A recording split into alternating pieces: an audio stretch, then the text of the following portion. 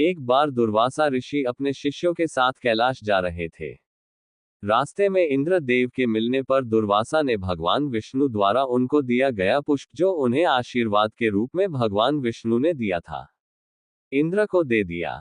इंद्रदेव ने अपने गर्व में उस पुष्प को ऐरावत हाथी के मस्तक पर रख दिया, परंतु पुष्प माथे से गिरकर ऐरावत के पैरों में आ गया और ऐरावत भगवान विष्णु का पुष्प कुचल कर चला गया। ये अपमान दुर्वासा ऋषि से सहन नहीं हुआ और उन्होंने इंद्रदेव को लक्ष्मी विहीन होने का श्राप दे दिया। माता लक्ष्मी के रुष्ट होने के बाद सभी देवताओं की शक्ति विलुप्त हो गई और इसी का फायदा उठाकर दैत्यों ने स्वर्गलोक पर कब्जा कर लिया। तब ब्रह्मा जी ने कहा कि तुम लोगों को भगवान विष्णु के पास जाकर उनसे सहायता लेनी चाहिए और समुद्र मंथन करना चाहिए। कृपया धार्मिक लघु कथाओं के साथ जुड़े रहने के लिए चैनल सब्सक्राइब करें।